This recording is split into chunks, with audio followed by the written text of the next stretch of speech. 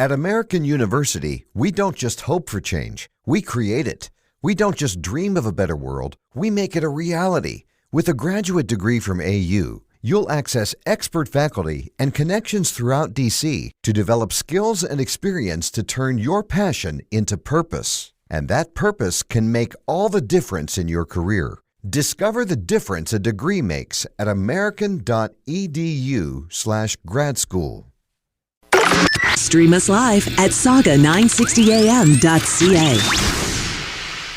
You are listening to New Theory Radio.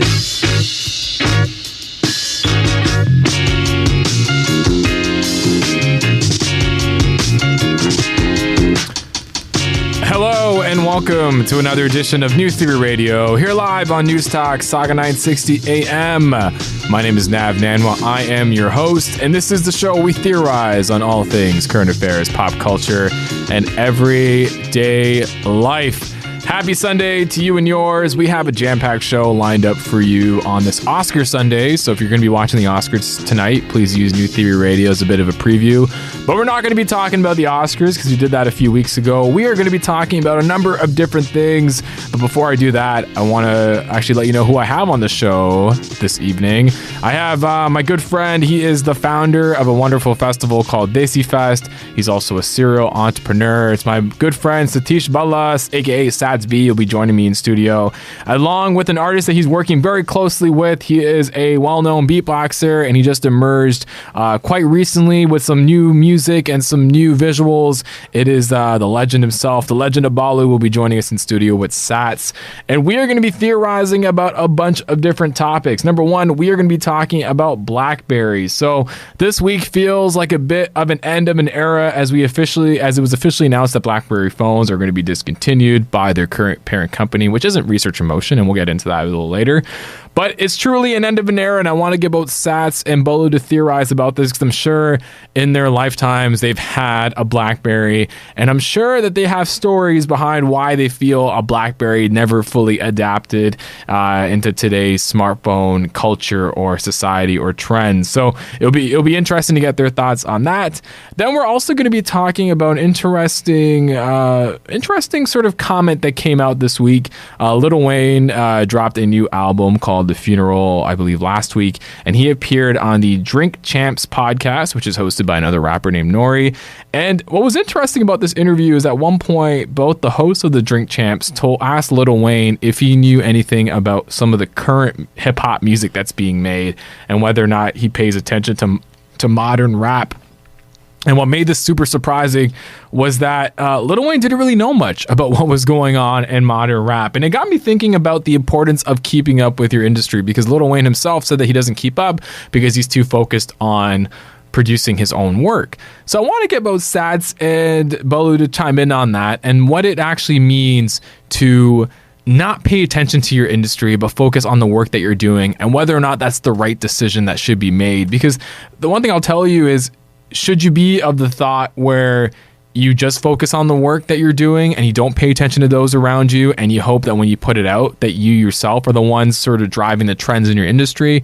Or do you constantly have to pay attention to what's going on around you, and then from there you let that influence the output that you put out so that you can make it in the industry? So this is going to be an interesting conversation that'll be reflective both in business and art, and just about really keeping intact of your surroundings. And then we're also going to be talking about a new initiative that both Sats and Balu have been working on. It's these new parties that they've been doing in downtown Toronto called Brown. Now, if you're of South Asian descent, if you're someone who's between the ages, I would say, of like 35 to 45, you're probably familiar with these day South Asian parties that used to take place back in the day. Now, these day jams were huge. Now, the issue here was a lot of these kids back in the day would go to these day parties because they couldn't go out at night because their parents were strict. And it was a huge cultural shift in the way that gatherings took place amongst this demographic. Now, Sats and Balu are rethinking this with their Brown parties. And I wanted to kind of get their perspective and their theories as to why these types of parties used to get a bad rep. And I'm not talking about a bad rep amongst the community, but I myself used to run South Asian parties back in university. And it used to be hard to find venues. It used to be hard to convince non-South Asian individuals as to why you should be able to hold your party at certain locations without the fear of getting into a fight or anything bad happening, or even just noise and random ruckus that would take place. So it'll be interesting to get their theories on that as well. Lastly, we are going to be joined a little later in the show for our community segment with my good friend Nav Singh. She is the executive director of the wonderful organization Broadening Horizons. They have a tremendous event taking place on February 20th called the Power of One Showcase. It's taking place at the Peel Art Gallery, Museum and Archives in downtown Toronto, otherwise known as PAMA, and she's going to come by a little later to talk more about that.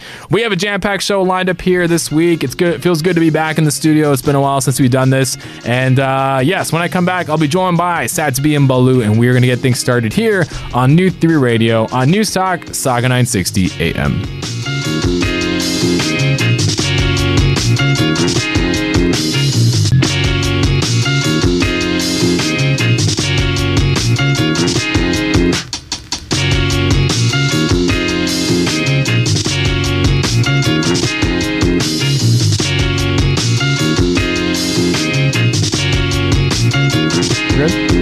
And we are back here on New Theory Radio on News Talk Saga 960 AM. Thanks so much for joining us. My name is Nav Nanwa. I am your host, and this is the show we theorize on all things current affairs, pop culture, and everyday life. Are we checking the mics? We turn them on? Good? Are we good? Sorry, Jyoti Banu, our producer, is giving me a hard time on the air. It's been a while since I've done the show live at the studio, so that's why. So riding a bike. It is like riding a bike again. It is. And I'm joined in studio by my guests for this evening. I got one of my good homies. He is, I would say, like the South Asian Diddy.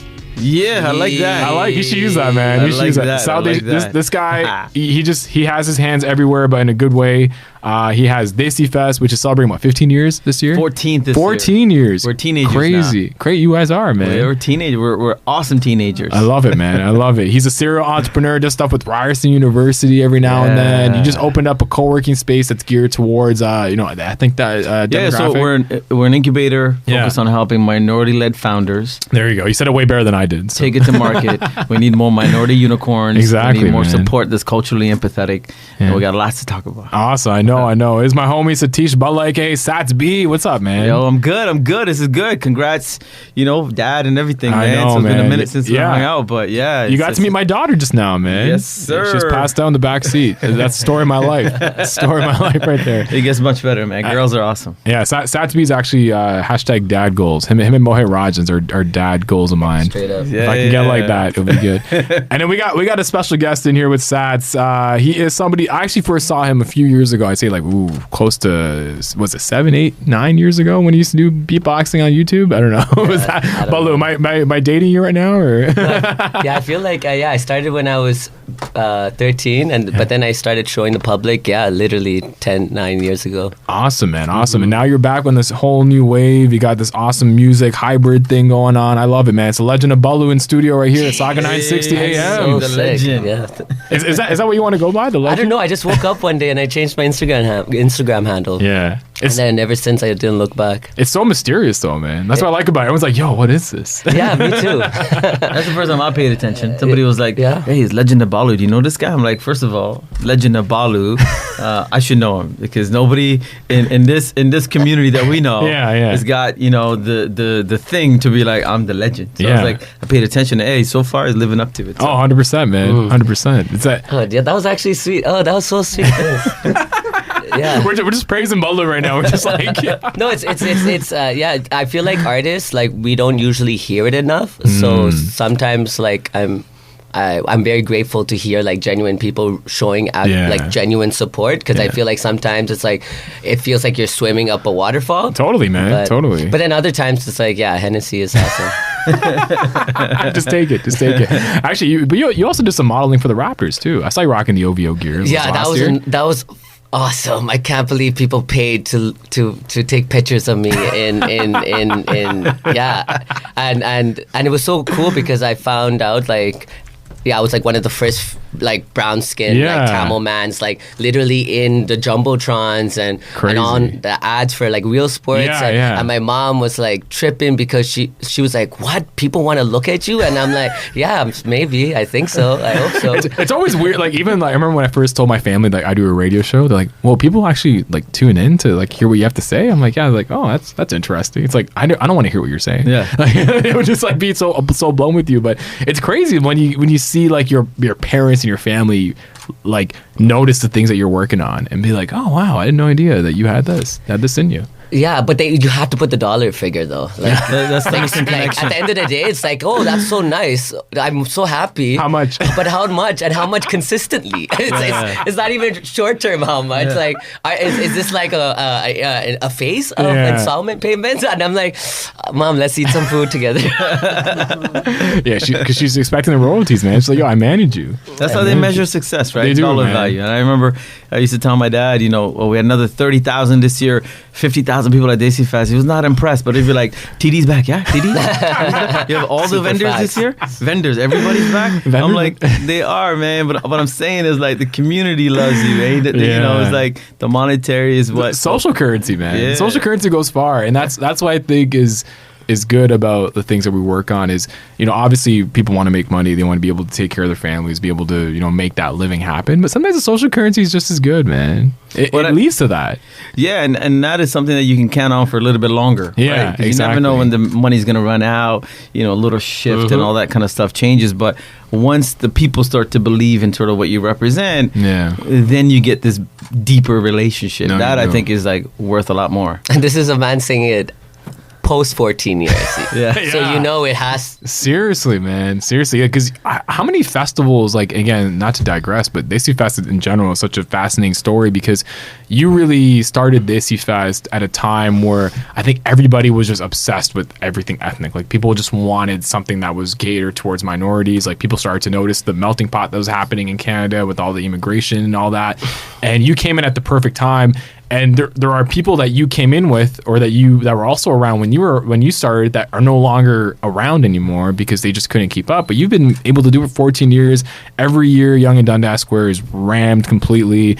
What's the secret, man? I think the formula that we tried to do is, every other festival when we started was focused on one version of us, right? And so because when we came here, we wanted to sort of fit in, but we also wanted to fit in by being, ourselves. Yeah. So I would see there's a Punjabi festival, there is a, Pakistani festival, there's a Hindu festival, there's a Tamil festival, and you go to these independently, and that's cool in my mom generation, but the bet we took is like my generation, the generation after, doesn't want to go to an isolated event. No, they don't. And so when we started to, from day one, combine everybody, then it became a different package.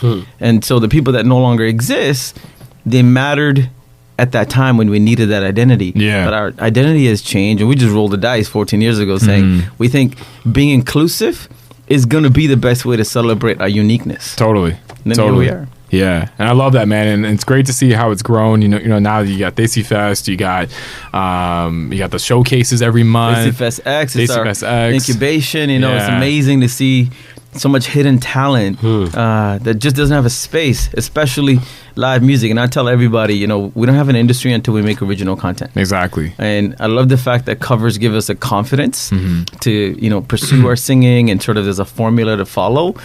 But the government and the industry doesn't take us serious unless we have original content. So we can stop complaining that we don't have an industry, or we go create one. Yeah. And that's okay with the first wave of bad music, because quality will come later. Totally. But we got to start with just quantity. And so Desifest X is really us saying, hey, how do we just get people out and getting past the fear of performance and getting on stage and singing in front of 5 people? Yeah. No, I like it. And it's almost the same mentality as like the Toronto hip hop scene when it first started, right? Like you had your maestros, you had like your Dream Warriors, and then slowly there was like a little lane that Chocolate and Cardinal created. And after a while, everyone kind of started sounding like each other, and then boom, Drake just happened, and then all of a sudden all eyes are on the city, right? So it's kind of crazy. How did you guys link up? How did this relationship start? Who got in whose DM? I can't remember. I know when I physically saw him for the first time. Yeah. Was the Face the Music event that you were the MC for? Oh, and Geeta, he was there. Yeah, no way. Geeta, who's a mutual friend of ours, tagged me saying, "Hey, do you know Legend of Balu? Rolling Stone cover India and all this stuff." And I was like, I don't know who this is, and who's this guy? And then I saw for a brief second that he was at the show. And by the time I found or went looking for him, I think you were gone. But that was the first time I saw you and then heard. And then I've just been paying attention because, you've got a very unique style. And so we want to sort of pay attention. And then I can't remember how we got reconnected and all the Brown stuff happened. But that was my first legend sighting. That was it. Yeah, I think I remember when I was. You can't miss Sats B if you're in South Asian culture. No, you can't. And if you're missing it, then you need to Google search more. You know what I mean? At the end of the day, or just like. So I noticed that he's always been someone that's been like a figure, a curator, an influencer, someone that like lives on genuine values and not just talks about it but practices it. Yeah, exactly. And it's rare to actually see like older brown men that you're like, wow, you're an older brown man that I actually can relate to. Yeah, and connect and chill with and talk about life and understand things on such a way where I don't have to talk so much about to describe it. I just have to say a couple of words and automatic nod happens. You know what I mean? So it's really dope. Even as a musician, and now I'm starting to meet other older generation South Asian producers, engineers. I'm like, wow, like I'm starting to have an experience that I never really had with older brown men in my life. So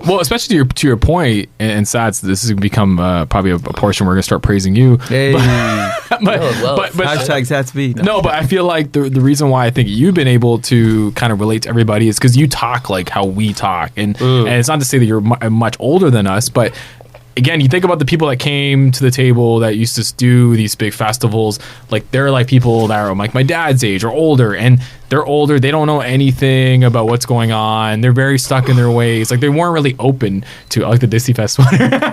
Yeah, that was like a Superman moment that Balu just had. It's so comfortable, the Desifest sweater. Yo, I need one, man. I got you. but I'm saying, like, was that always your approach in regards to, hey, if I'm going to help grow this industry and really invest in the talent, I need to be where they are? Was that the notion? Yeah, 100%. Because I didn't have any role models growing up, and so when I look out there, 14, 15 years ago, landed in Scarborough, going, okay, what am I doing here? The only role models were the uncles and aunties that were living the survivor mindset. Yeah. Right? So when you want to be entrepreneurial, you want to, start your own thing, there was no formula to follow. So then I said, well, I'm going to give the world exactly who I am, 100%.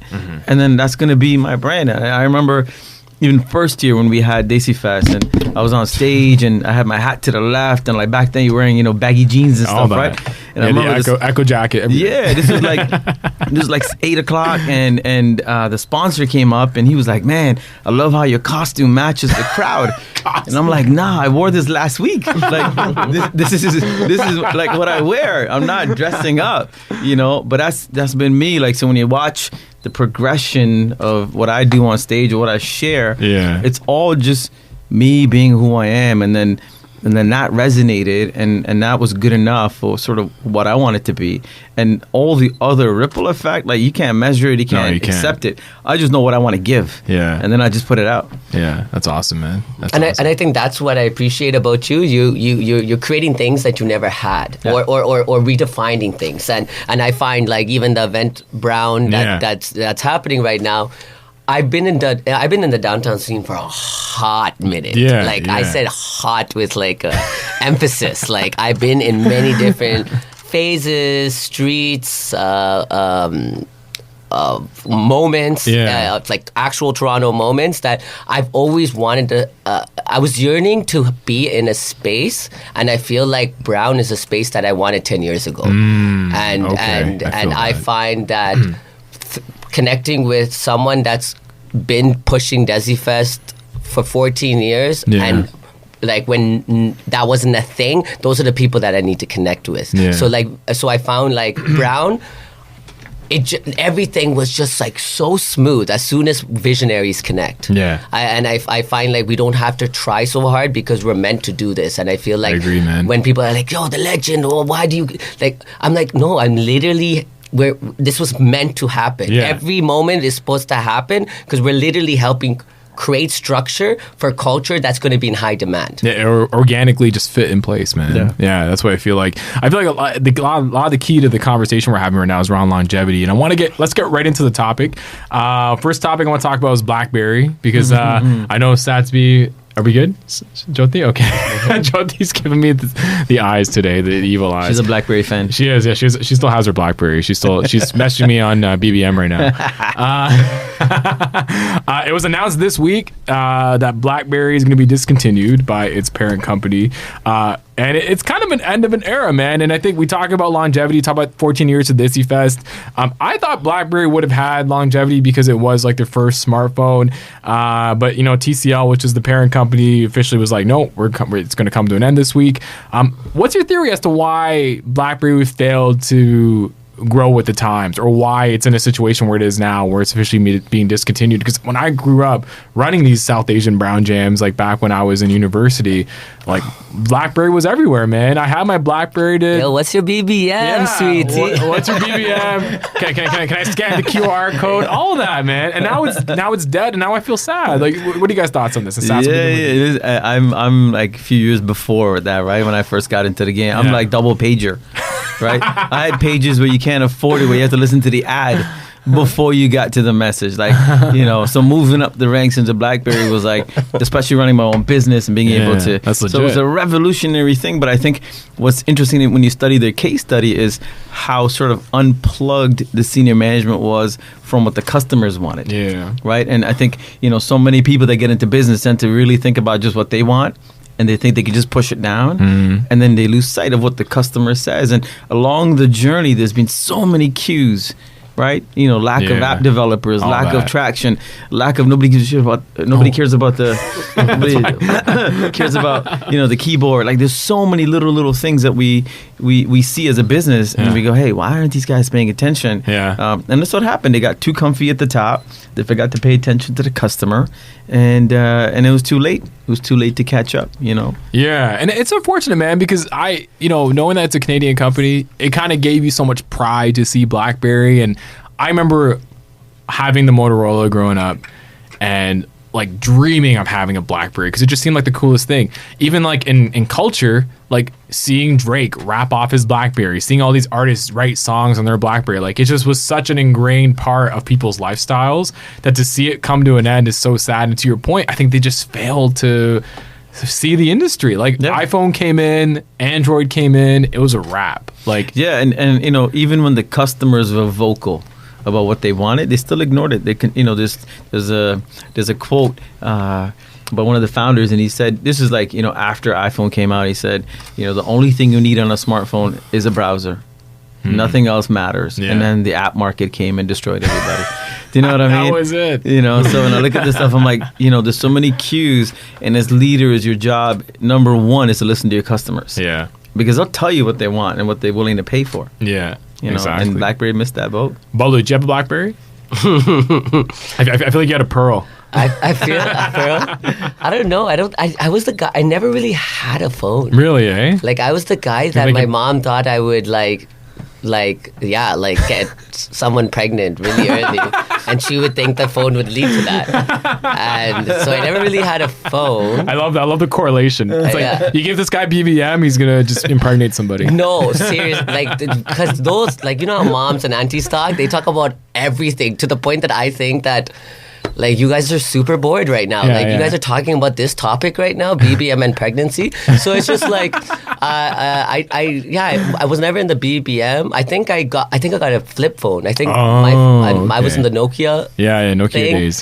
Flipping. Hey, I thought it was so cool to have a flip phone. Actually, honestly, that was wild. But flip phone. I had the sidekick. The sidekick? Yeah. That was dope. Only because you could flip the screen and it's and that was like the Blackberry like competitor, right? Wasn't it? Yeah. I remember like just to kind of relate to like South Asian parties, like my BBM like was on flyers, which was like so risky, but I would sell majority of my tickets through BBM. Like people like, hey, meet me in the student center, and I'd sell them like 10 rolls of tickets. Like that was the connection. Now I guess it's DMing or WhatsApp. WhatsApp pretty much took over it. That's where I felt like BlackBerry really failed. Was sure your phones were whatever, but you had BBM that everybody was on, that they were saying for the longest time, like just make that readily available to iPhone and Android, and like you guys will still be in the game.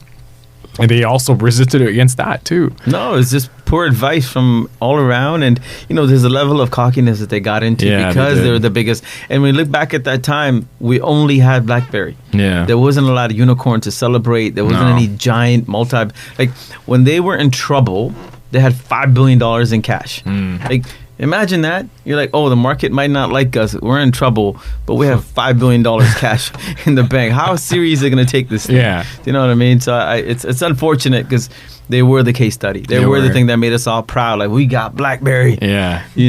We're Canadian. And it was considered like the business phone. Like, if you had a BlackBerry back in the day, it's like, yo, you're pretty serious about your business right now. Like, that's what separated, the people that were like using, the sidekicks and the flip phones to, you knew if the guy had a BlackBerry, the person had a BlackBerry, something else is going on. Man, I thought we lost you. I thought you were going to go do your own show with Jyoti for a second. No. I had to literally, I like putting people on. People need to know about people. No, I love that, man. I love that a lot. No, it's been good times. We talked about BlackBerry. We talked about Visionary. We talked about longevity. Let's talk about hip-hop for a second. Let's talk about Lil Wayne. So Lil Wayne dropped a new album called The Funeral. It's like 25 songs deep. I don't know why people are still releasing albums that are 25 songs deep, but we can talk about that too. What was interesting about Lil Wayne is he's had an interesting career in general. Obviously, he's been in the game since he's been like 14 years old. Weezy, baby. Yeah, exactly. Weezy. And he had his issues with the label, so he's been releasing more music lately ever since the Carter, 4 dropped a couple years ago. So he did an interview on the Drink Champs podcast with Nori. It's a very popular podcast. And he actually, one of the things, they actually started asking him about like 21 Savage and like what Kanye West is doing, and he couldn't talk about any of it, and he flat out said that he does not pay attention to the industry because he's too focused making his own music. Then there was an interesting article that came out in Complex where they actually talked about whether or not that was actually doing Lil Wayne more harm than good, considering his most recent album. So I want to get both of you to chime on this. And Balu, maybe we'll begin with you, because correct me if I'm wrong, you did the beatboxing thing, and did you take a bit of a break, and then did you like come back after a while with some of the new stuff, or what? Yeah, I hit a peak with beatboxing.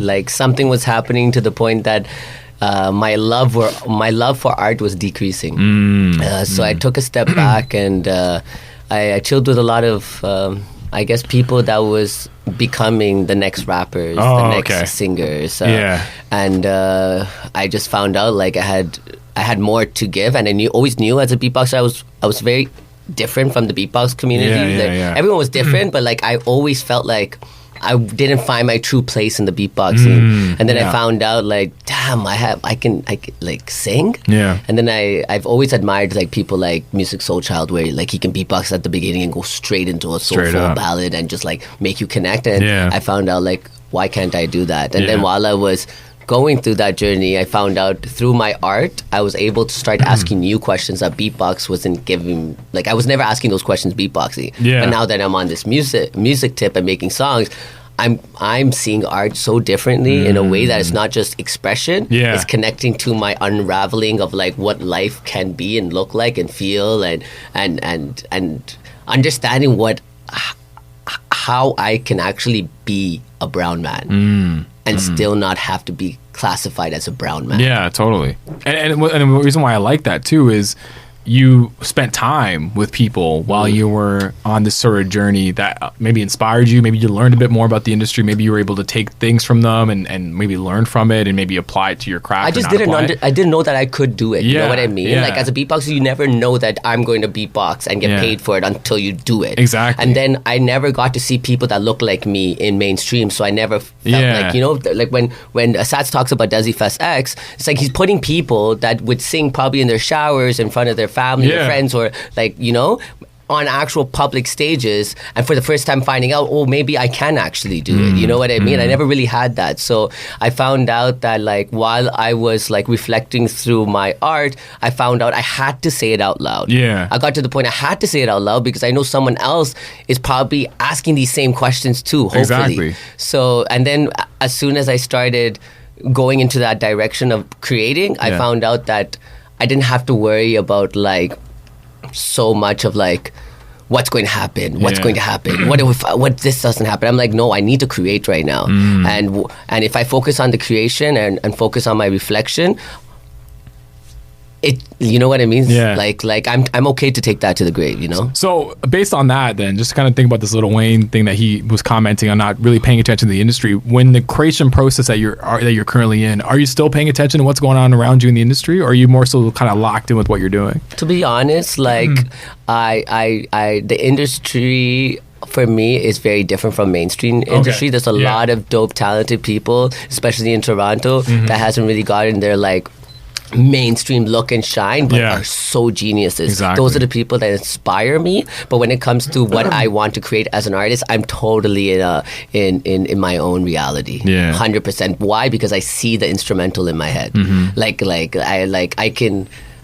I could do so many things with my brain and my mouth and my throat and my lips and my teeth, and so it's just like I'm in my own sandbox. You know what I mean? So you can almost kind of relate to Lil Wayne in regards to him being laser focused. And it's oversaturated too, right? Sometimes I don't even get to see the artists if they don't package themselves. That's true too. You know, like, so it's just like, oh, there's so much geniuses out there, but like just because they don't have a team or they don't have like someone to support with their branding, and they're just not seen. So like I find like the artists that we see right now, those are the ones that can package themselves like and be seen, you know? That's interesting. I like that insight, because then you're almost paying attention to the people that actually kind of make the effort to like actually package themselves differently, actually kind of show up differently versus some of the status quo that people might be experiencing in the music world in regards to everyone sounding the same.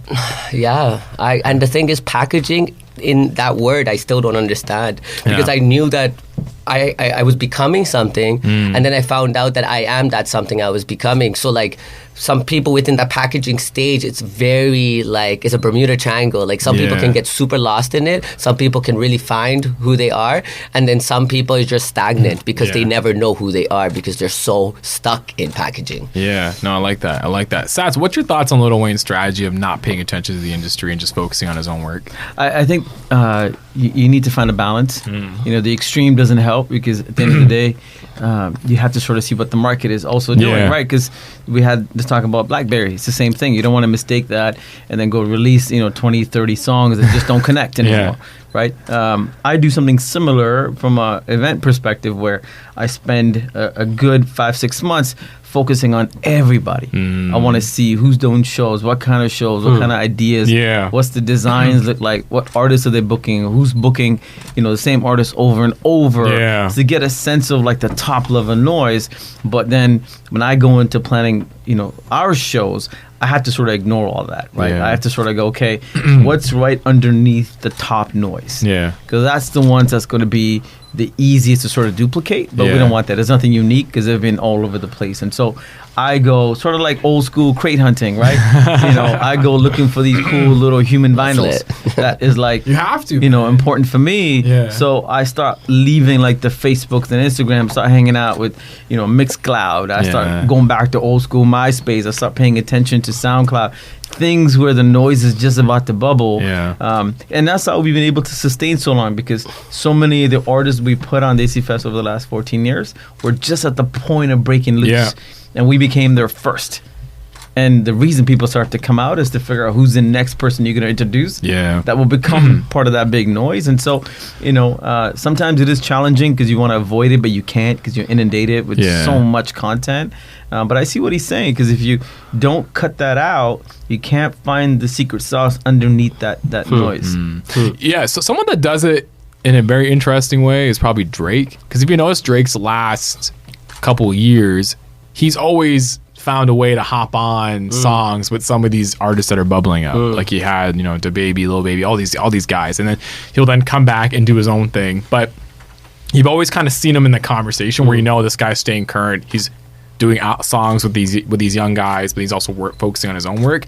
Then you have situations like Jay-Z where he can, you know, sort of be enclosed, do his own album, do a 444, and have it kind of live in its own space and still kind of be in tune.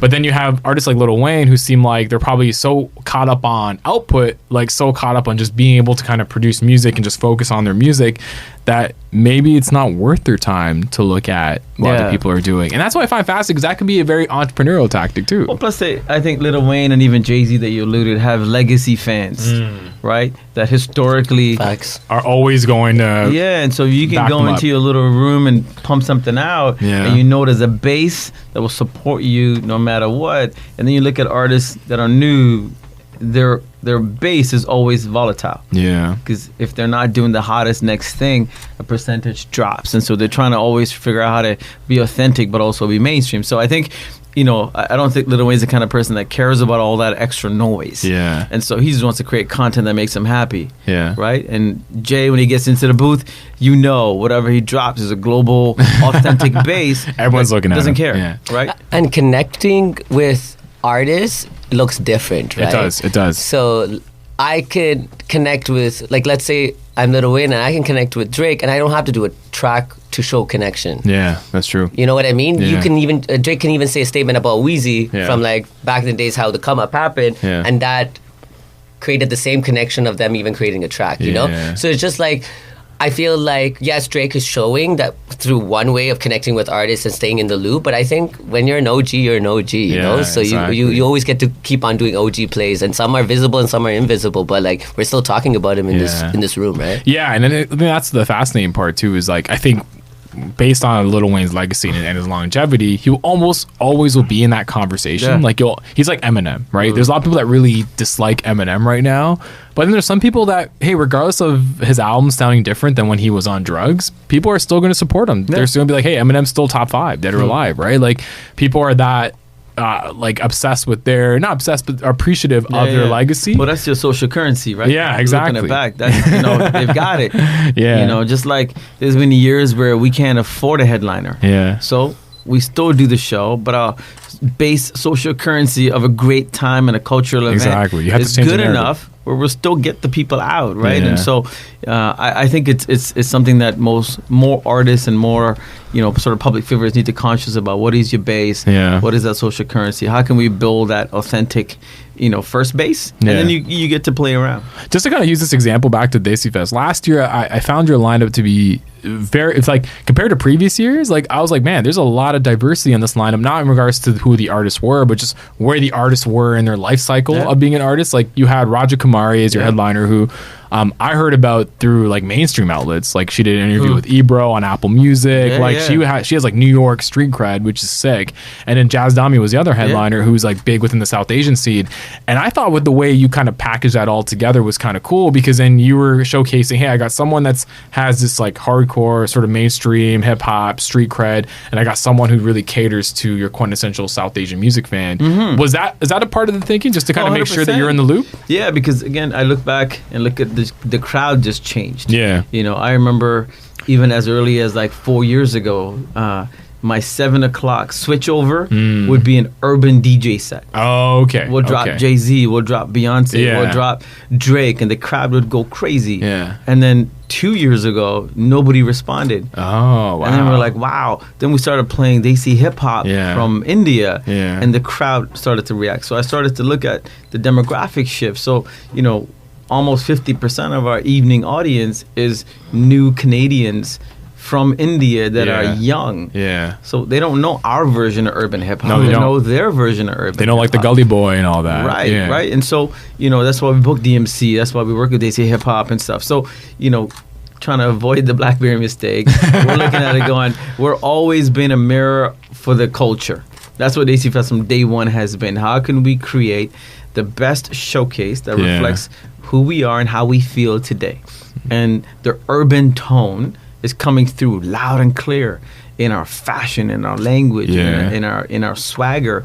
And so for us to represent that, how do we not only do it through music, but also a gender equality? Yeah. And the stuff that Jazz Dami performed wasn't his typical Punjabi tracks. It's his new urban tracks. And, you know, there's an interview that we posted yesterday where he says, I can't do this music anywhere else. Even back home, they want me to play the Punjabi songs. Yeah. So if I want to be an urban artist, the only other platform I can do it at Desifest. Yeah. So then you have Jasdami's version of urban. Yeah. Then you've got Raja Kumari, the queen, with her version of urban. Yeah. Right? And then we use that as a conversation to the community to go, hey, how does that make you feel? Which version do you represent? What are your parents thinking? Yeah. Right? And so I think for us, it's always been, how do we engage a cultural conversation by sort of reflecting what the masses are feeling, but we don't know how to say it. And then we do it on stage. And then it gives permission for everybody to talk about it. No, that's hype. That's hype. Well, actually, Bala, I got a question for you. On your Instagram, I think a couple of, I don't know if it was last year or even just a few months ago, you did a post about MIA and how she's one of your influences. MIA, I find, she's a amazing artist, and I find that MIA has that credibility where she never does anything that's on the popular wave, like it's something that's completely her. And when I read about this article about Lil Wayne and him not paying attention, I almost think about like an artist like an MIA where they're probably not paying attention either. They're probably just focused on what they're doing and just how they're going to change the conversation and get people engaged. What is it about her style that really kind of influences you? She literally speaks for her name. Yeah. She's like super MIA to the point, like I've never seen someone like her ever in my life. That move like her, perform like her, talk about life on that type of tip. Always open to try new experimental things. Like I'm down for someone to take risks and actually not look back. Yeah, because she has her credibility level in the industry is crazy. Like there's hip hop artists that sample her work. Like literally, I tell people, like I tell people, everyone's like, "Oh, Balu, like I believe in you. Like you should get your shine." And And I'm like, I ask this question: how many brown people can you list that's in mainstream right now that you can actually like say their name? Yeah. Like how many brown artists can you say that's in mainstream that you can list off right now? And outside of our brown community, like they're known from out to all communities. You have like Nav and not me, but Nav the rapper, and like MIA. Like those are the two. Jay Sean, Jay Sean too. And now look at the population of brown people across the world. Man. So it's just like. Yeah, it's like you can't look back. You just got to go head first if you're trying to do this shit for do this stuff for real. Do this beautiful stuff for real. Beautiful stuff. And I guess the three only becomes an point of conversation if we think being mainstream is the goal. Yeah, right? Exactly. Because to our point, like just below that like radar of the three that are mainstream, there's 1,000 we can name. Right? So if the ceiling is put at such a high where you only matter if you're mainstream, there's three we celebrate. We bring it down a little bit, there's 1,000 we can celebrate. The mainstream's going to crash. Like I know this right now. Like like very soon it's going to crash, and the whole infrastructure that has been working for the mainstream for like how many years now, like 30, 40 years, whatever. They're not knowing how to keep up with this new. The underground is the new streams. It is, and it's being proved by all these streaming platforms. So now it's like. We got to follow the people and the culture, undeniable culture, undeniable talent, undeniable lived experiences and truth people will always. It will always be in demand. It's this whole connection of human to human. So you can't stop from culture to tell the world this is what mainstream is, and this is beyond what's happening right now. Do you guys feel, just one last thing on this, do you guys, and talk about mainstream and talk about sort of the rise, and I like the fact that mainstream will be disrupted because I think we're all hoping for that because there's so much talent out there. You got like groups like BTS, which is, that are like based in Asia that are now coming over to the US. There's all this they're very talented and there's a lot of money behind them. Do you feel like in the South Asian culture that we'll get that too? We'll get an act that will eventually cross over that will be like a BTS and be able to be on like the Grammy Awards and do different things. 100%. And I think part of it is, the access to money as a hurdle. We don't view that anymore as a hurdle because we can create so much content ourselves. The fact that social media allows you to build the same base as anybody else sort of has democratized the ability to grow, because before it was the labels that had to do it for you.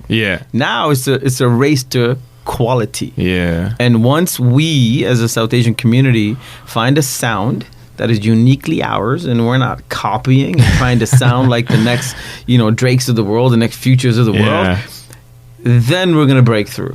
But until we have the guts to innovate something that's ours, we're still going to be under the radar, because there's going to be, the ceiling that we can't break through because we're not unique enough. Yeah. Right. And that's what I think is missing. And that's what I think we need to strive for. So all of us who can, create a voice on radio, put them on a show, got to take a chance at that person that's creating something unique that you might not recognize, know how to appreciate or understand, but damn it, put them on the shows, put them on the radio, put them on TV, and that's how we're going to create a new pattern. No, I agree. I like that. Let's talk about Brown. You guys have started, I would say, so Sats, you are an entrepreneur, you love disrupting. Balu, you've clearly have disrupted the way you've kind of gone about presenting your work out there and being this new wave of sound and kind of mixing your ties in the city with the South Asian culture. Brown is an interesting venture, man. I caught wind of it because, number one, it takes place on Saturdays during the day at a place like Cold Tea, which is full of hipsters every weekend. And number two, it's almost like rethinking the whole, and again, part of my language, but I grew up kind of referring to these parties like this, like the Brown Jams. Like, it's rethinking it. Like, it's making it exclusive. It's not exclusive, but it's making it more on trend. Like, it's giving it a brand new life that I feel it has been desperately needed, because I think gone are the days of people that just want to go to a Bhangra night. Like, I think people want substance. They want experience. They don't want to just go to a club and sweat and dance to Bollywood. They want to feel like they're a part of something. So I love to kind of understand how this was all created, because number one, I definitely caught wind of it, but number two, I just love the fact that you guys are the ones spearheading it, because you got obviously the experience with Desifest. Balu, you got a wave that you're on with all the experience and all the ties you have on the city that just makes sense for something like this to prosper. So how did Brown come about? Balu, man, he reached out. Oh, yeah? He said, he said, I want to create this downtown vibe. Yeah. And, for us, the challenge is Desifest is a big beast. It is. But it's also very cultural. It's also a platform. It's not necessarily a party. And so I've always wondered, where can we funnel this amazing crowd into beyond the one-day festival, right? And unfortunately, a lot of the events in the city are segmented by culture or music. You go to a Bollywood night or you go to a Bhangra night. Yeah. And God forbid you play one non-Bhangra Bollywood. Oh my Everybody God. Literally stands and looks at you. I've been to these parties, and the crowd literally will stand and stare at the DJ until he changes a song. It's sacrilegious to play a Bollywood tune at a Bhangra night party. Exactly. And so, the same way I look at Desifest, where I only know Tamil and broken Tamil. Yeah. I can't go enjoy any of these nights because I don't have the fusion involved in it. And so I've always been struggling with what more can we do? How can we create an inclusive event where it is about the DJs? And the other thing with the DJs, and so many of them I love in the city, they're either pigeonholed into a genre or into the wedding scene. Mm-hmm. And so, we were like, how can we unleash DJs to take their South Asian culture but really give it a voice of their own? If nobody cared what you played, what would you play? Yeah. And I've been doing that in my basement by myself for so long, mixing on like IG Live, right? Mixing Tamil music and hip hop and cutting into some Kerala, jazz, and because I'm just experimenting with music. And so when he came and said, "Hey, I have this vibe," I said, "Well, A, it gives me a chance to curate a different type of event. B, it'll allow us to sort of question this concept of what is brown. And C, we've never done indoor events as Desifest. Yeah. How do we now train the community to maybe join us on another adventure?"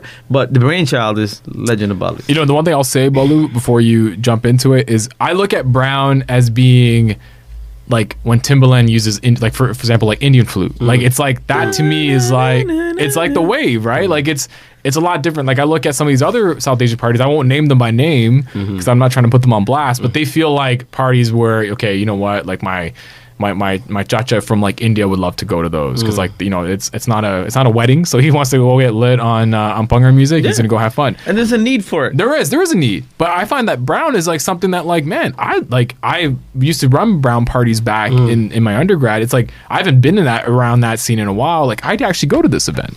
Us too. I just find like we're just trying to redefine.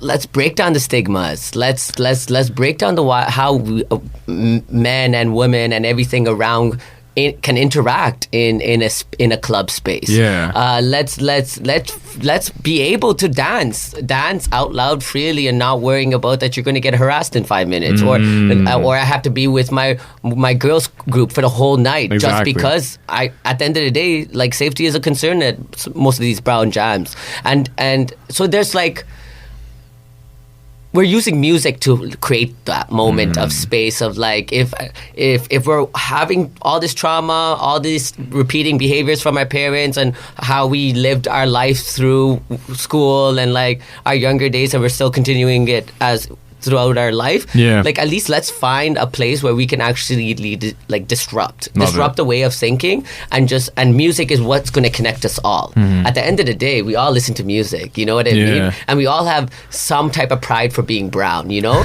and so why not do it in a space that literally yearns and creates it? And it's interesting because our first time that we did Brown, I think a handful of people came, like 30 people came.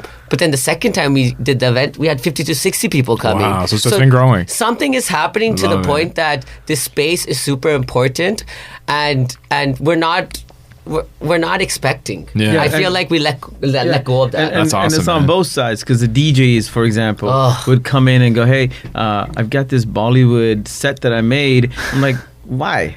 You know, I know it's a Brown event, but like, change up your flow. And then, you know, there was a cool moment the last time, and hopefully we caught it on video, but there was a group of Indians and some African friends all jamming to a Dave Das remix thing that was happening at the same time. And it was like, I'm hearing Bollywood with like a hip hop beat, and I'm watching the circle dance with people, and it's all happening at the same time. That's awesome, man. And it's not like, you know, when the non-brown people try to jump and like, hey, let me twist my wrist and we can be in solidarity. No, we're going beyond that. Now start moving your hips and now start jumping and now actually listen to our music instead of seeing it in this brown stigma type of music. So we're noticing that like we're actually letting people know what's up. Like, stop seeing us as a token, because we've been part of culture. It's just now we're letting everyone else catch up to us. You know what I mean? You guys are like the Apache Indian of the brown scene now, because Apache Indian has so much respect outside of music that it's interesting to see the role that you guys are playing. I remember like going to a club night randomly on a Friday or Saturday in Toronto, and they'll play Beware of the Boys, and every South Asian person will start, you know, like with the light bulbs, right? And then you start seeing like other people do it. It's like borderline offensive, but you get happy because you're like, they're playing a song from my culture. Like, I love it. I like the way you're framing this up. I like the fact that it's more inclusive. Like, it's not, hey, don't show up as a parody, but show up and just do whatever you want. Like, have a good time. It kind of have to be, man. Yeah. Like, we're the largest minority. The more we try to hide, the more people don't understand us. And the more civil discourse can happen. Because what happens if you don't understand somebody? You disconnect. You do. So what 100%. If we opened up all of our closets and showed everybody the good and bad? Because we're no different than everybody else. You got good and bad, we got good and bad. There you go. Right? And at the end of the day, music is just about heartbeats. And once you connect on that level, like, to see some of these people just make new friends. We see people posting on Instagram of people that would never actually be in their stories. Right? And they're all connecting over a creator. Having Muslims next to Hindis, next to Tamils, next to Telugus, next to Nigerians, there's no fighting, like Colombians, and they're all not moving their wrist anymore. Like, it's so profound. Like what's happening, and plus me and Sats, we're two generations. We're different. So while we're in this process of like, we know the space is needed. Don't get me wrong. Yes, it's been smooth, but we had moments of like, no, and no, But like, so it's just, it's very interesting of like, how I started seeing it, and how he was seeing it, and now how we're slowly seeing it together, which is really dope, because I don't think you even see like two generation of brown men even showing that they can work together. Well, because some of the parties that go on now have been going on since I was in university, and they're like your quintessentials, like, you know, whatever. You got your Bombay Nights, Love to Bang, like no disrespect to any of those groups. Like staples. They're staples in the city. So many people got married because of those things. Yeah, exactly. and that's why I kind of wanted to get some of your theories on this. Like, when I was running South Asian Alliance parties back in my university, like, it was crazy in the sense that like there was a lot of interest around these types of parties. But number two, like it was sometimes difficult to book venues, because I remember being in a meeting at 77 nightclub in Hamilton where the owner of the nightclub told me, you cannot play bunger music, because if you play bunger music, we're shutting down the party, because we've always had fights that take place. And I remember being like, at the time I was like 21, I was like, okay, cool, whatever, like I just need to get my party done. Fast forward now being 31, I'm like, man, that was kind of racist. Like he literally didn't want South Asian music being played because he thought it was going to cause fights. And I still remember when the DJ dropped a bunger song, he told me, he's like, hey, security's coming out. And at the time, I was so young, so oblivious, I didn't realize, but that was just the reputation that some of these parties had, was there was fights. I remember being at parties in downtown at Metro where like the SWAT team showed up because somebody got drunk and they got into a fight and someone dropped their drink and somebody fell and all of a sudden it was a big brawl. Like there's all this notion. Have you guys had any challenges when it came to pitching this concept to any sort of South Asian establishments, or even just talking to non-South Asians about this, where they've been like, I don't know, not my scene? When I was looking at like what venue possibilities there is, I was genuinely thinking, how many POC owners are there that I can connect with in the downtown scene? It got so scary that I'm like, I don't even have that many people that want to like I want to have very comfortable conversations, you know. So I'm hoping. That we can get more. Just gonna fix Sat's mic. Oh, there we go. So I'm just sorry. I'm crazy ADD. I can be in the most deepest thought, and then but I just found that there's few of us owning spaces, and you start noticing when you start doing programming and curating, and when you start booking brown DJs, you start actually hearing conversations of like. Stereotypes, ignorance. You play such good music, but yet you don't get paid as other 100% other DJs in the scene because of the brown stigma that you have. So you start hearing about like this is a challenge. There is a reason why we don't take up space. The system, there's like system, like failures. That's like, I feel like there's a lot of reasons why places.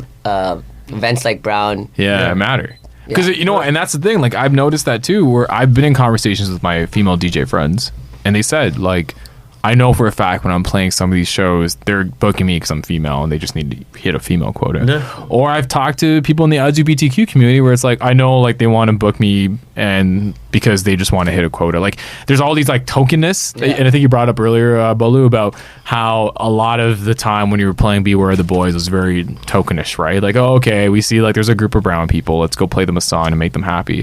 But I think what you guys are doing with Brown is so fascinating because you're changing the narrative. Like it's almost the same way, like I see this almost being as appreciated, like the moves that you guys are making to like some of the Afrobeat parties are now taking place, or the fact that Afrobeats is now being a big portion of a lot of people's sets nowadays when it comes to music. There's a really good DJ I got to work with last year. She was actually on New Theory, Avery Dark. She's someone actually, she's in Ghana, right, Amit? That does Avery goes to Ghana to do shows, and she's a big, really good Afrobeats DJ. And we've had the same conversation. Like she's told me that she's had issues in the past booking venues for Afrobeat parties because people don't understand it. People don't understand. They think it's, oh, okay, you're going to get a bunch of people together. There's definitely going to be a fight.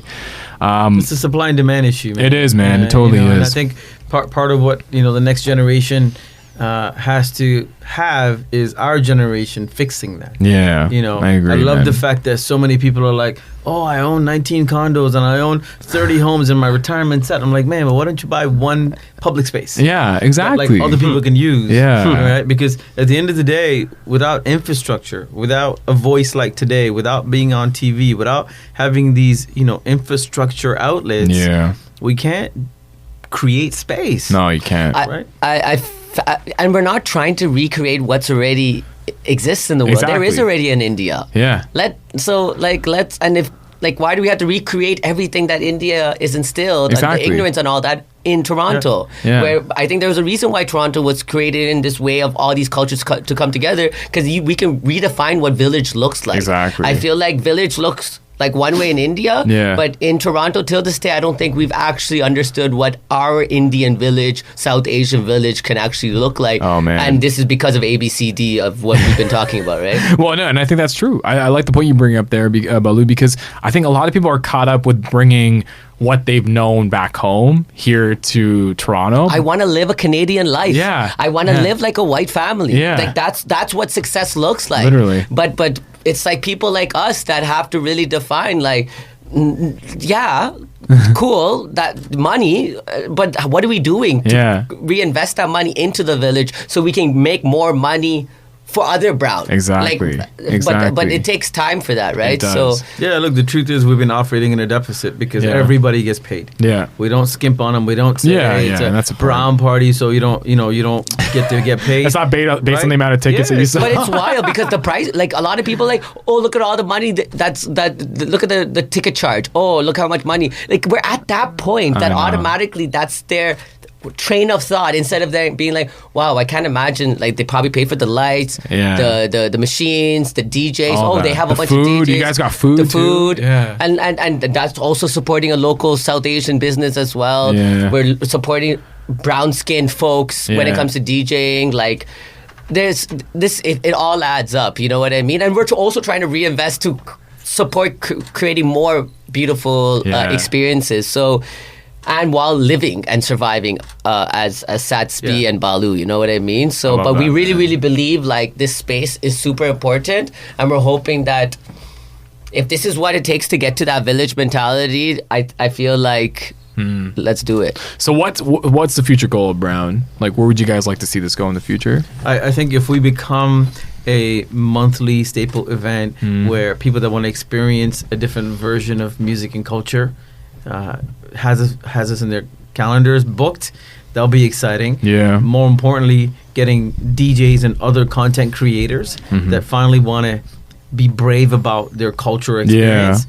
Will be awesome, where DJs and multimedia folks and visual artists can say, hey, I have an idea that I want to bring to the show. That I think will be incredible. And I think we're not a competition to anybody. Yeah. Oh, please, yes. I want everyone to know we're not this village. The village doesn't work if there's competition. There's solidarity and everyone plays their position. Have you guys actually had people reach out to you like, are you trying to compete with me? Or what? I think it's the consumer right now because we've got a huge Desifest following. But even for me, I was surprised because I would market this thing and the first question would be, hey, who's the big Indian DJ? We're like, there isn't one. Yeah. Oh, how many songs are going to be in this song, Carrot? I'm like, why don't you just come and play and hang out? So we're so trained to like what we like. Yeah. And then that's all we want. But outside of our culture, we want all sorts of variety. Yeah. Right? Yeah. So we're trying to bring the same thinking into the culture to go, hey, the culture that we know and we hold on so desperately is just in your brain, in your mind. So the minute you open up your senses, you can see how awesome the culture actually is by letting it go. Yeah. No, I love that. And honestly, respect to the both of you for actually taking this chance. Like for the longest time, I remember so my wife was she's from India, but she never went to any of these types of parties that I would run back in the day because she felt that the intentions were never good. And she's like, I'm literally from India. Like, I go to these parties, I see fights, I see this, that. Like, she just didn't feel comfortable. Now, and we've always had this conversation where, like, someone needs to come in and really disrupt the way people think about South Asian club nights. Like, it can't just be, it's just a bunch of international students getting drunk and getting wasted and doing this.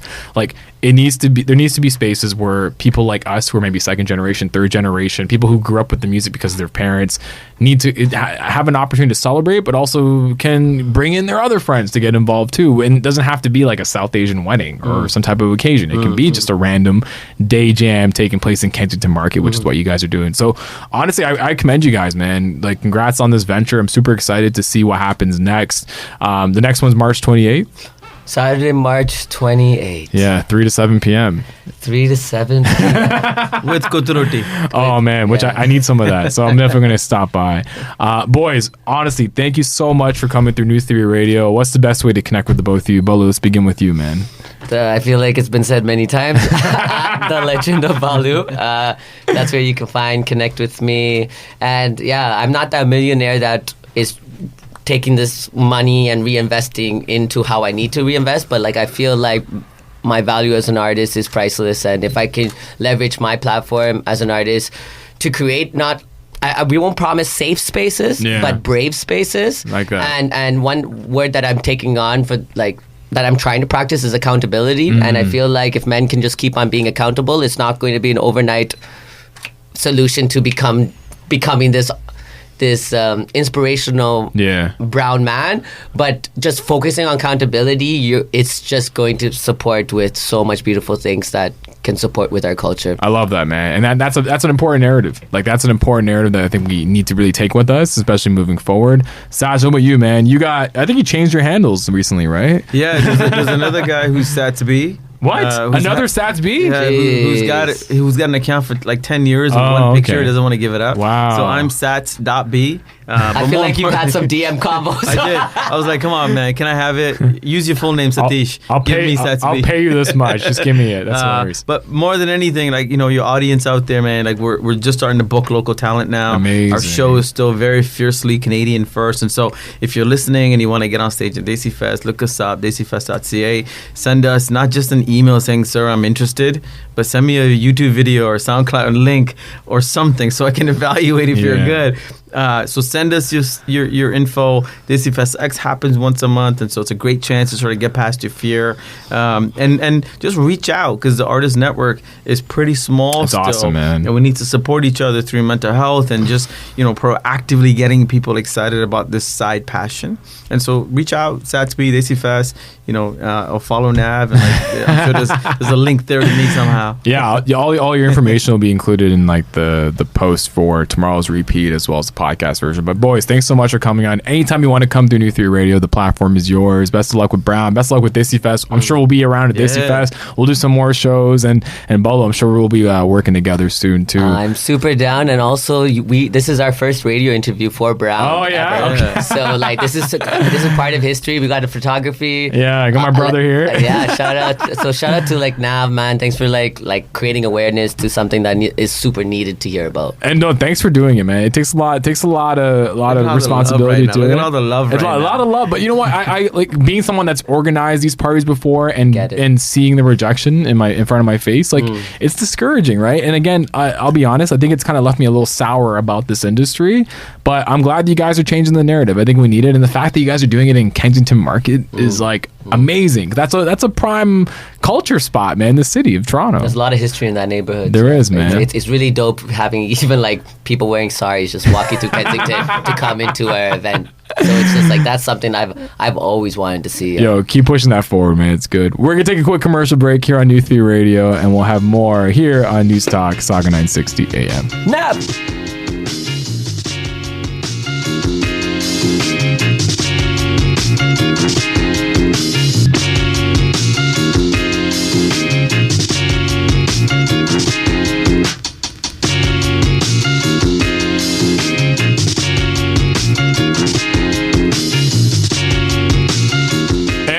Back here on New Theory Radio on News Talk Saga 960 AM. My name is Nav Nanwa. I am your host, and this is the show we theorize on all things current affairs, pop culture, and everyday life.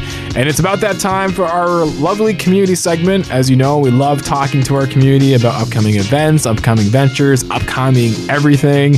And joining me in studio is a good friend of New Theory Radio. She is the awesome executive director of a wonderful organization called Broadening Horizons, and they have a big show planned on February 20th. It is the Power of One showcase taking place at the Peel Art Gallery, Museum, and Archives, aka PAMA. It is our good friend Nav Singh's in the building. Nav. Hello. The second Nav. Yeah, thank you. Or the first Nav. I'll be the second Nav. I think I'm a little older.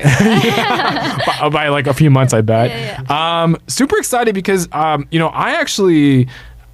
what's interesting about my connection with the Power of One is when I was like a little like volunteer at Rogers, I remember covering one of your events at Beaux-Arts, and then like from there I just saw them like grow and become bigger and bigger, and now like I'm seeing that you got the event in PAMA, you have like an art showcase for the library. Like how big are these showcases becoming, and how have you seen it grown since your time starting Broadening Horizons? Wow, I have seen it grow from like having an audience of maybe like 15 or 20 people to grow to an audience of like 75 plus in a small space like Brampton. Like you're saying, we started at Beaux-Arts Brampton, which is a small community gallery that really focuses on highlighting artists, to venues like last year we were at the Rose Theatre, which was a beautiful stage for a lot of our artists. And then this year at PAMA, which has just been an amazing experience working with the art gallery and just setting up a show that really highlights artists in the Peel region. Brampton focus, Mississauga focus, bringing in our community, showcasing how we can raise the issue around discrimination, but using art to do so. So I've seen it kind of like blow up in the last, this is our 5th annual one. So in the last 5 years, like every year, 5 years, every year we've grown and we've added new components to it. New people come on. It's a pleasure to plan it. So, and even the artists you had come through the door, like I think the ones last year, you had Sandy Lyon do like a talk.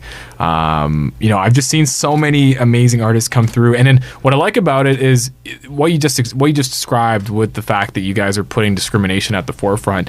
It's like represented all the way through. Like I think the art exhibit you guys have right now at the Brampton Library, like is it because one thing I love about sort of Broadening Horizons is you guys are very good at flipping the narrative. Like you guys will use a negative and flip it to a positive, and I think that's what the art exhibit's about in Brampton, right? Yep, totally. So the art exhibit is put up at the Brampton Library at the Chinguacousy branch one. So that's at the Civic Center right across the street from Bramley City Centre. Awesome. So it is a big library, and what we actually did is set up a wall where there are tiles, little tiny tiles, little canvas tiles that we do workshops in the community where young people get to do that exact activity where they take the negative experience of discrimination and flip it using paint into something positive. Love it. And so each of these little tiles are actually created by students or by community members who have participated in our workshop. So the pieces are not even created by us individually. They're totally created by the community. And so we really believe in displaying art in community spaces. So using a space like a library, people aren't intending to go in there and see this or experience it. But when they do, and when they take a really close look at some of the pieces, you will still see the negative. So we can't erase what we are experiencing, but we can highlight how you can change it into positive. Yeah, you're confronting it. You're confronting it. And that's exactly what we need to do. If we don't confront it, we don't know how to change it. And we don't know how the negative stuff has been impacting people. So it's been a real good experience kind of bringing that into the community and not erasing people's stories, but highlighting them and showing them how we can do something positive from negative. How important is it to have a group like Broadening Horizons in a city like Brampton, especially when you look at the political climate, not just in Canada, but in North America, and the fact that there's discrimination happening every day on social media. Even, I remember once we did a show on talking about how Facebook was banning white nationalist content. I may have hashtagged something around that same vein. And I remember being inundated by people online who not even from our area, putting me on blast about putting this type of topic on blast. How important is it for Broadening Horizons to play this role in the community? It's huge. It's really huge. There's not enough organizations actually talking about discrimination, and especially for the younger people. It's a big barrier when you experience discrimination and you don't know how to move forward from it. It can put a crossroad in your whole entire life. So it is so important, and the fact that we are doing it with spaces like the YMCA, Big Brothers Big Sisters. These are young people who don't get an opportunity to talk about a lot of their challenges outside of community spaces. They don't get a chance in school to even address the discrimination. And so putting it into spaces that are community-based is so important for us at Broadening Horizons. And you asked me about why is it important in Peel in particular. I think Peel doesn't have no spaces for people to talk about this at all. And so having an art space makes it a little bit less tense to talk about discrimination. I find a lot of the times when it's just in writing, a lot of people have a lot to say about it. But when you see somebody's reflection using art, it has a totally different vibe to it. It does. It changes the way that you understand somebody's sorrow, kind of. Right? It's almost like art allows permission to talk about it because you're putting a perspective behind it. Definitely. And I think that's been the challenge, because I think people want to have these conversations, but they're like, how do I bring it up without stirring the pot, or how do I do it in a way where I'm not offending somebody? But if it's a piece of art, it's thought-provoking. You're like, oh, okay, I never really thought about it that way. Like, I remember one piece that really resonated with me a few years ago is I think you actually challenged everybody that was at the event, just put a negative word on a canvas. And then I may be getting this wrong, but I think you had the person sort of cross it off and write something positive. And I remember like some people were being like, whoa, there's some really bad words on this, but there's also some really good ones as to how people are flipping it. Like you were, again, head on. There was no BS. It was literally like, this is the way we're going about it. And, you know, we want to make people feel uncomfortable. Is that almost the approach? It is definitely. When somebody's uncomfortable with something, they're starting to unpack it. When you feel uncomfortable with something, you have to ask yourself, why is this making me feel uncomfortable? Yeah. So a lot of times I'm even doing workshops where there is white students in the presentation, and they say things like, I don't experience anything, right? So just unpacking that with them and talking about privilege, talking about power is something they've never had to reflect on before. So it is okay to make people feel uncomfortable, but we have to do it in a safe space as well. And so I understand that, and we try to nurture that when we have these workshops. But we understand that when you are uncomfortable, you're going to think about it a little bit, right? No, you truly are. You truly are. And I think that's the key to have the conversation, is once you feel uncomfortable and being comfortable enough to talk about it. This Power One showcase is taking place February 28th. Thanks so much for even having the opportunity to bring me on board as the MC and having Colorblind Photography as your photographer. It seems like a huge event. Like, I remember being tagged in a lot of your advertising, and I was like, man, this is a who's who lineup of individuals.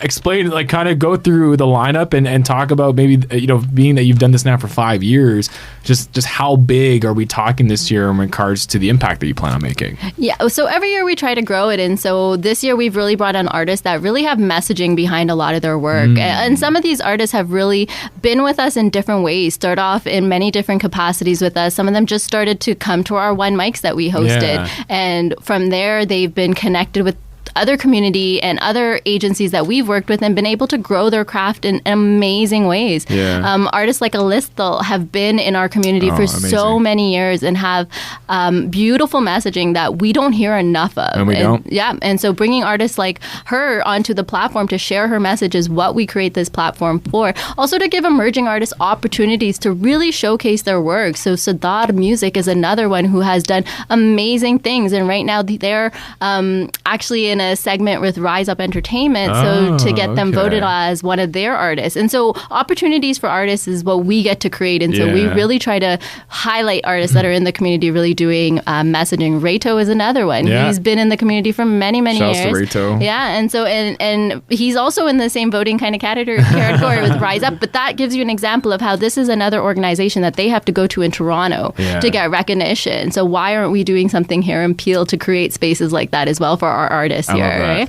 So with what we have as at Broadening Horizons, we have the opportunity right now to create this space, to create this stage, and really put these like artists on blast, like really show them show to the community what they can really do. And I love the fact that they're all coming together around this cause, because what it goes to show me is that it's not just we're getting artists in Brampton, but we're getting artists in Brampton that are thinking about topics in a different way, that are willing to address some of these stigmas, some of these conversational points head on, versus here's my rap song about going to the club. Like, it's literally like these people are coming with substance, and I think that's what really makes it intriguing, not just for the event, but just sort of the Brampton scene as a whole. Is, you know, we're not producing just talent that are hoping to get radio airplay. No, we're producing talent that have a message behind their work. Definitely. Noise is another artist that's going to be kind of our headliner for the event. And for an example for him, he's taken his music outside of just music, but taking it into a space where he's teaching community how to use music to heal. He's writing a book now. Exactly, to grow. And so those are artists that we have here in the Peel region that we just need to really showcase to the world what we have, and especially the ones like you're saying that have that message behind them.